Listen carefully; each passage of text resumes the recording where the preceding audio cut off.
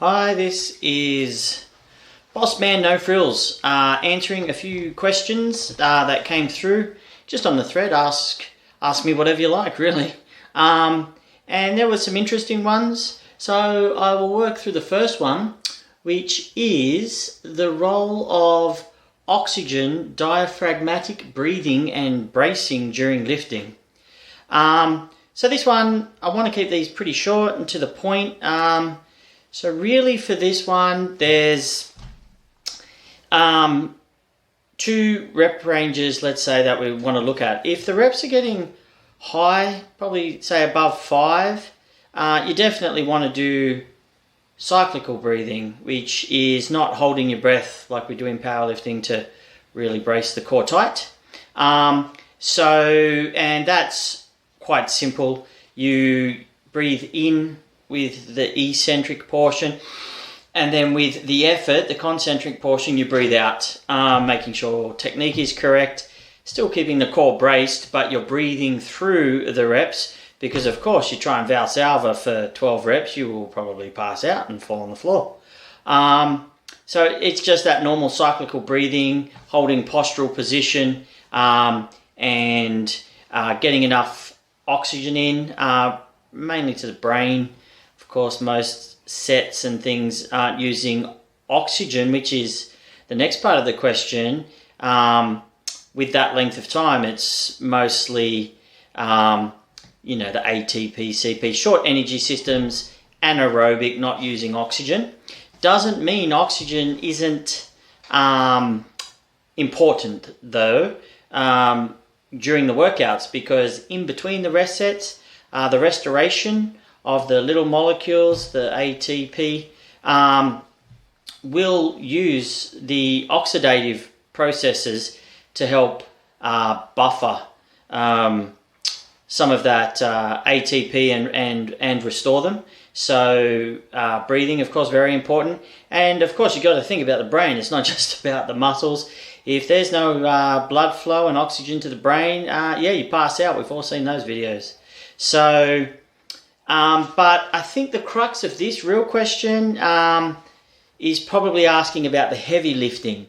And this is a good point. Diaphragmatic breathing is, the whole point, of course, is we want to be as structurally stable as we can under the big lifts. So learning to diaphragmatic breathe, and what's that? It's real easy. It's breathing into your belly. So this is chest breathing. You see the chest rise, breathe out. Diaphragmatic, it expands down here where the diaphragm is, and you could call it belly breathing. A lot of people struggle with this. They're always upper chest breathing. But what does that do? When you belly breath, it flattens the diaphragm, increases intra-abdominal pressure.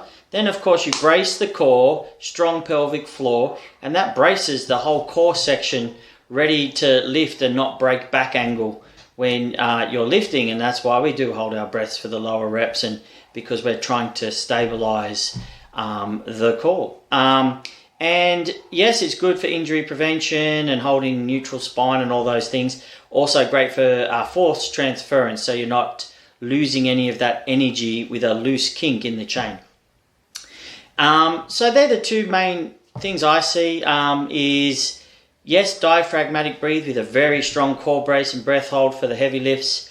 For the rep work, of course, you have to cyclically breathe, so you don't pass out. And the role of oxygen, even though it's an anaerobic exercise, is of course important, because none of the energy systems are 100% mutually exclusive. It's just you're biasing one whilst you're, say, doing the exercise, but whilst you're recovering, and you might do a 1 hour or powerlifter 3 hour sessions, you need, of course, some good energy restoration through the oxidative pathways. And the one last thing I would say, and this is for the big lifts, you'll probably see it the most on squats, is when you have the bar set on your back and you're about to squat, what you do not want to see, and this is very common, is the chest breath. They breathe into the chest, you see the bar rise, and then you see the bar dip.